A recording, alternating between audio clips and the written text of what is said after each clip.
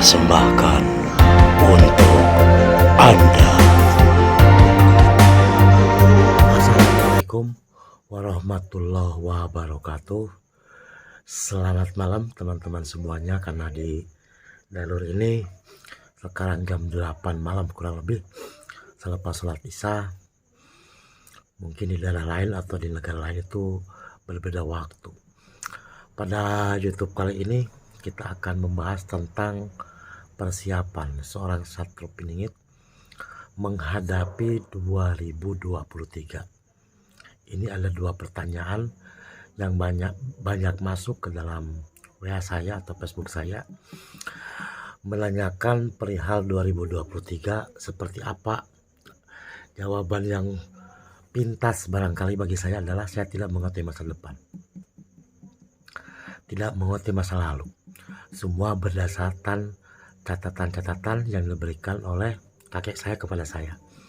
Akan tetapi kalau diminta, tapi bukan berarti bahwa itu adalah sebuah ramalan. Saya pun harus berkomunikasi dengan beliau agar supaya tidak terlalu melenceng lah salahnya gitu. Kalau salah ya jangan terlalu jauh. Mudah-mudahan sih benar. Jadi persiapan apa yang dihadapi ketika nanti menginjak 2023. Ini di bulan Oktober, November, Desember, Januari. Kalau di YouTube sebelumnya dikhawatirkan kan di bulan-bulan Oktober ini, Oktober, November, Desember itu adalah sesungguhnya merupakan permulaan yang disebut dengan Dakadukon. Ada sahabat saya yang menanya apa itu Dakadukon. Dakadukon itu hanya penamaan leluhur saja. Leluhur bernamakannya di masa Dakadukon yang awalnya tahun 2019 itu disebutnya Daka-Daka. Kemudian tahun 2020 disebutnya Daka-Daki. Sampai 2022 mulai tanggal 18 kemarin itu namanya Dakadukon. Jadi artinya perubahan zaman, perubahan siklus, perubahan cuaca, perubahan iklim. Mungkin nanti akan ada perubahan peradaban. Karena seperti itu. Apapun yang saya sampaikan jangan menjadi sebuah keyakinan, sebuah keharusan gitu. Ya namanya juga memprediksi, memperkirakan. Sama aja kalau kita dari leluhur berangkat ke Ciamis kan. Kalau mobilnya dipakai yang jelek barangkali atau yang remnya belum kan ada masalah. Sebaiknya kan persiapan dengan mobil yang bagus lah. Minimal kan semua spare partnya itu tidak usang gitu. Bisa dikendarai dengan umum lah, wajar gitu kan. Kita kan bisa memperkirakan ketika kita menggunakan mobil bagus dengan menggunakan mobil jelek, kita bisa memperkirakan sampai Ciamis misalnya 30 menit kalau pakai mobil yang bagus lah, yang keluaran baru. Tapi kalau mobil yang lama yang sering mogok ya mungkin bisa sehari, karena mogok bisa sejam kan, tergantung bagaimana kita menyikapinya masa depan. Ini adalah bukan seorang Satrio Piningit lagi. Jadi seorang Satrio Piningit yang sudah lulus menjadi seorang Ratu Adil di alam metafisika. Tinggal dia membuktikan di alam nyata apakah dia mampu kemudian lulus menjadi seorang Ratu Adil. Nah itu kita lihat 8 tahun ke depan. Dan banyak yang bertanya pula, Kang katanya siapa yang mau jadi presiden 2024? Emang saya Tuhan kan, jawabannya kan gampang gitu, sambil bercanda. Tapi mereka kan selalu nitik-nitik itu siapa kan, katanya apa yang mudah-mudahan tepat sih. Kalau tepat mungkin enggak lah ya, mendekati sebuah kebenaran, mudah-mudahan seperti itu. Yang akan kita bicarakan adalah masa depan menurut perhitungan kalimatnya dari seorang Satrio Piningit yang lulus menjadi seorang Ratu Adil. Ini seorang Satrio Piningit yang sudah lulus menjadi Ratu Adil di alam metafisika. Bukan salah Satrio Piningit lagi, sesungguhnya seorang Ratu Adil. Dan nama jabatan pangkatnya pun namanya itu sudah banyak, seperti seorang raja gitu, di baiat menjadi seorang raja itu kan namanya diganti, panjang namanya. Nah ini pun sama panjang namanya, tapi kita tidak akan membicarakan tentang nama Satrio Piningit ketika di baiat, enggak, baiat dalam metafisika gitu. Bahkan dalam biometafisika. Jadi menurut pendapat beliau, kalimatnya yang lulus menjadi Ratu Adil, dan di YouTube sebelumnya kan dengan mudah mendeteksi siapa Ratu Adil kan, siapa yang namanya Satopin sejati kan gampang untuk mengeceknya, dari namanya kan ketahuan. Karena dari zaman itu Allah mempermudah segala urusan sesungguhnya. Persulit itu kan karena alam, karena kebijakan-kebijakan kan, kebijakan pemerintahan. Sesungguhnya Allah mempermudah dari zaman. Bahkan tetapi kitanya kan, kita hidup di negara mana, di Indonesia apa di Malaysia apa di Singapura kan, apa di Taiwan apa di China, di mana kan, tergantung pemerintahnya mengambil sebuah kebijaksanaan itu yang memang pro kepada rakyat atau pro kepada pengusaha. Jadi semua negara pun sama, tergantung mereka kan. Kita tidak bisa menyalahkan seorang satu peringkat yang lulus menulis sholatul adil kan, tidak boleh melawan pemerintah, dia harus tunduk dan patuh, kalimatnya seperti itu. Walaupun seolah-olah dia, tapi kan doanya mustajab, dapat mengubah cuaca itu satu benua, bukan satu kampung atau bukan satu desa, satu benua dia dapat mengubah. Sesungguhnya seorang satu peringkat yang lulus menjadi sholatul adil itu udah sulit untuk ditandingi apapun, baik dengan ilmu lahiriah, ilmu batinnya susah.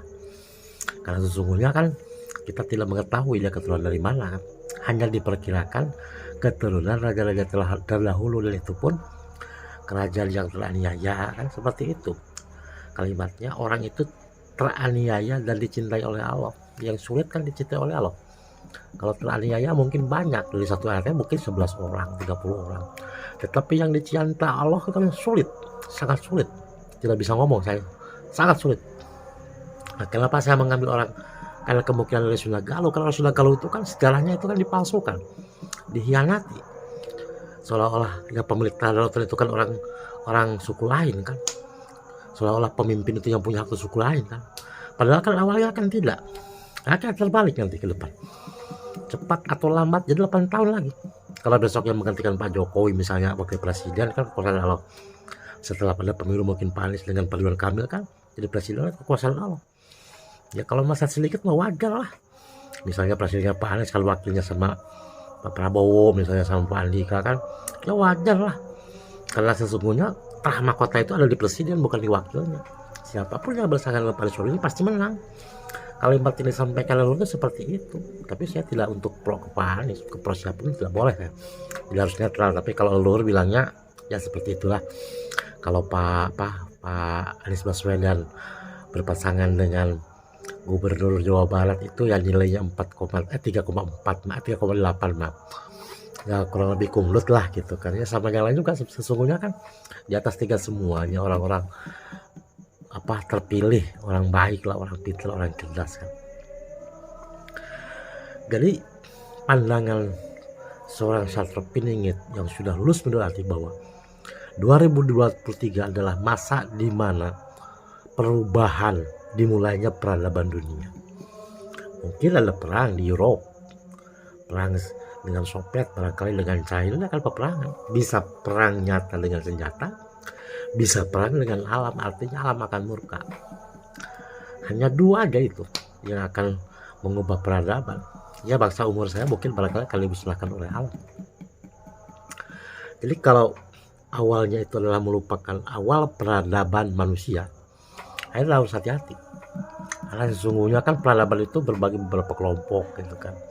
Semuanya akan dimusnahkan oleh Allah kan, bergantilah dari timur ke barat, dari barat ke timur, dari Arab ke timur ya, Arab ke Eropa kan, Arab ke Eropa kan, Amerika kan, ya nanti di Indonesia lah menjadi bersesuar dunia. Kalimatnya kan seperti itu, yang mudah-mudahan terjadi kan. Hayalan, ramalan kan, itu kan tulisan, itu sesungguhnya itu kan merupakan doa. Tinggal doa itu betul enggak, mustajab apa enggak gitu. Ramalan itu sama, jangan kemudian kita berpikiran bahwa itu mendahului Allah. Emang Allah cuman maha kuasa kok, bukan hanya dia wah sangat kuasa. Kalau soal beramal itu bagi saya itu bukan mendahului Allah, tidak, tergantung bagaimana kita berpikirnya. Tidak syirik, tidak musyrik kalau bagi Sunda Galuh. Kenapa? Ya namanya kita beramal itu harus hati-hati. Kita mau menciptakan pesawat udara kan bukan diramal, dihayal dulu. Apa bedanya menghayal dengan meramal? Apa bedanya? Kalau menghayal itu kan dasar daripada meramal, menghayal. Baru bisikan petunjuknya dari mana? Banyak kan ramalan yang benar, banyak juga yang tidak benar kan. Sama dengan ajaran kita, apa kita akan masuk ke surga kan? Apakah ajaran kita terima sama dengan apa yang disampaikan oleh Nabi kan. Nggak ada petunjuk yang hakiki kan kecuali istikharah kepada Allah. Kecuali dulu kita hidup di zaman Nabi kan. Di zaman Nabi pun kan banyak yang mengaku nabi-nabi palsu kan, banyak kan. Seperti itu. Imam Mahdi kan sama. Jadi kita mesti waspada saudaraku. Ya zaman kalimat itu mungkin akan muncul sebuah penyakit yang tidak bisa diobatin oleh siapapun kecuali oleh Allah Subhanahu wa Ta'ala. Sangat mengerikan tahun 2023. Mungkin Indonesia kan chaos itu ada perubahan lah, bukan chaos gitu. Mungkinlah kerusuhan kecil-kecilannya ya 2 kali lipat tahun dulu lah, lagi menggulingkan Pak Harto, mungkin seperti itu. Bukan berdoa loh, itu kan hanya perkiraan kalau dilihat dari gesekan-gesekan kan. Makanya Sunda Galuh tuh punya catatan-catatan ketika orang-orang Yahudi itu masuk ke Indonesia, perhelatan politiknya seperti apa, itu tercatat dengan jelas. Orang Yahudi ada di mana, banyak di mana-mana. Bahkan sudah kalau dibilang itulah, kita hanya berdoa aja kepada Allah, mudah-mudahan bangsa ini selamatkan, seperti itu. Jadi pandangan seorang Satrio Piningit yang harus menjadi Ratu Adil adalah bahwa di tahun 2023 adalah awal berubahnya peradaban dunia. Nah, seperti saudaraku, terima kasih yang sudah subscribe dan meluaskan dengan YouTube Maulana Rahman. Terima kasih. Wassalamualaikum warahmatullahi wabarakatuh.